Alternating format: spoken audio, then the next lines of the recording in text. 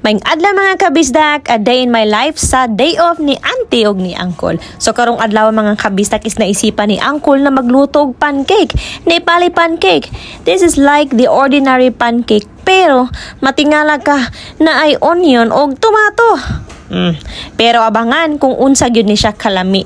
Kung mukirig ba tani sa kalami or mukirig sa walay lang. Pero guys, nakita na ko na medyo lami-lami siguro di siya kahilig ba ko og kanang onion guys. Hilig po kog parata na mura og kubos pero medyo maraming oil ba? Maraming oil. Unya guys, nagbutang si ante mo ni ang first na binuntangan ni ante. Unya nakulbaan ko kay mura og itlog nga naatak na kulbaan ang porma sa atong pancake. On kay si Uncle na poda ang nagbutang sa pancake. Tanawan ninyo guys, unsa ka perfect ang iyahang shape or ang circle sa pancake. Ug unsa kanindot ang texture pod sa iyahang pag flip-flop sa maunga pancake. Kani si Uncle guys is malingaw gid ko ani niya guys, no? Di lang malingaw magabi ba, no? Pwede ba? Malingaw ko ni Uncle kay naago siya passion na magluto. Karabang dili ko siya tapulan magluto guys. Kini gud akong naganahan niya despite sa batasan na uban na magitay negative and positive na batasan, no? Pero kaning ihang passion sa pagluto, the best gud guys. Mapa simple, mapa special ko diyahang ginaluto guys.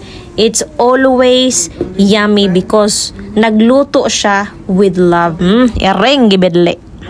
Unya ni ana si Uncle nako na bahalag bilsan unsang imong i-request na pagkaon basta naa lang tay kompleto na ingredients, naa tay good chopping board, knife, and especially ang kalaha guys. Kaning kalaha bag-o ra gyud namon ning gipalit guys. So ganahan kay siya pero dili pa ni mao na kalaha yang pinakaganan. Katog yung pinakabugat guys. Last na haon sa pancake guys, magluto na po ta og chutney or sauce para ani nga pancake. So guys, tagbutang lang ta og ginger sa mainit na mantika guys. Syempre ato na siyang isute until mag light brown.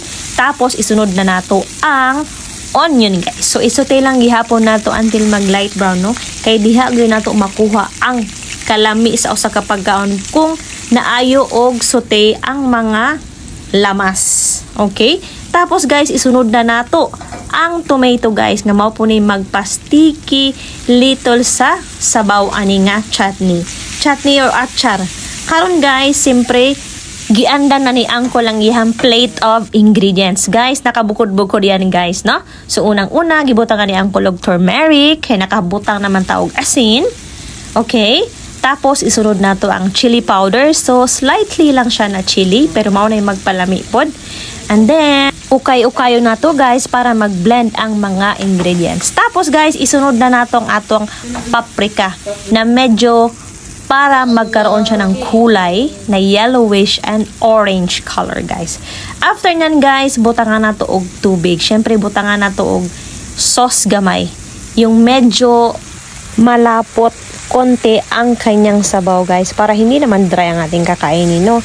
So guys, pag medyo malapot-lapot na siya guys, tulad nito, ilagay na natin yung curry leaves instead of cilantro kasi wala kaming cilantro kaya curry leaves ang nilagay namin.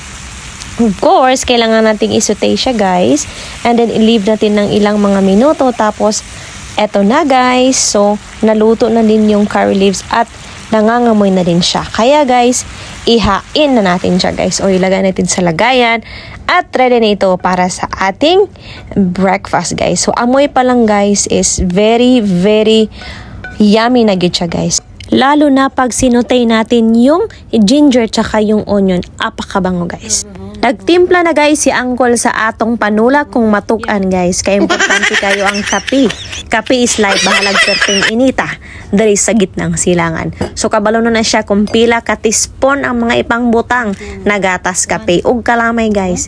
Kay kung dili na magkadimaw naambot lang di gyud ko mainom og mausik ra gyud ang tanan.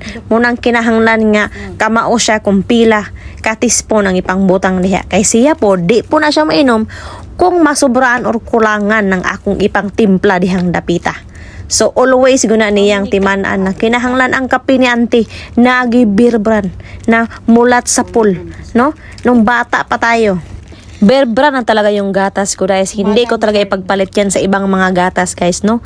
Kay, gyud lamin ng ubang gatas. Ambot lang kay Bear Brand gyud akong naandan, guys. Syempre, guys, before na butangan og ininit ang full na cup, guys, kutawon sana siya sa 1/4 ng tubig. Kay ngano, magbula-bula, magkubol-kubol, no? Magkubol-kubol ang gatas og dili gyud lami kay imnon kay murag na ukay og tarong. Munang ana ko kutawa o sa angkol sa 1/4 na tubig para ma-blend og maayo ang imong kinutaw. So, ayan na guys. Ito na yung final presentation. Kaya ready na natong tilawan for the first time ni Auntie ang Nepali pancake na inisprinklean og tomato and onion. So, mauni siya guys ang itsura. Usa ka lapad nga murag usa ka tibuok plato ba ang iyang gidakon. Unya guys, magkuslit ra ka ana og gamay. Tapos, butangan na nimo og atsar o kining iyahang murag palaman, guys. So, ayan, guys, tikman na natin. So, first bite ni Auntie, agoy, lami na kayo siya, guys. Lamian dyan ko kayo anang sinote na ginger, luya, onion, then tomato. Lami gunak para nako, guys. Kay mura siya og lasang escabeche ang iyahang lasa, guys. Kanang kabantay mo ng sinote na escabeche na sibuyas, ginger, kana siya nga lasa, guys, is maugi na siya nga lasa. Nagkalahi lang siya tungod kay naay turmeric niyang ginabutang. Pero asin, turmeric, chili powder, tapos katulad yung paprika ang iyahang timpla, guys. So, mura ra siya escabeche. Pero kabalo, mag-unsa ka lang yung escabeche, no? Labi na gayitong sinabawan yun niya na sticky. Agoy, gino ko. Kalami yun in taon, guys. So, daring dapita sa pagtilaw ni Auntie, hangtod nga nakahurot siya og tulo ka bilog, no? Tulo ka lingin. Kay parti magyong gilamian magyud si Auntie. Sinong hindi tataba niyan, no? Kung may partner ka na kahit hindi perfect like a culinary people na nag-eskwela, ina ng butanga, lami man siya muluto, guys. Unya, ang pinaka-importante o pinaka-orat yun, no? Di good siya mo sugot nga mo kaon ko gamay. Kinsay di manambok ana, kinsay dili mo siopaw ang nawong, kinsay dili mo dako ang ilong og samot. So guys, si Uncle good, guys, is very strict to siya sa pagkaon. Di siya ganahan nga magniwang ka, wakay unod, ganan siya na gatrabaho man ka, so kinanan kang mukaon o good food. Kasi you deserve na kumaon para tumaba. Kasi yung katawan natin, yun lang yung investment natin sa ating pagtatrabaho.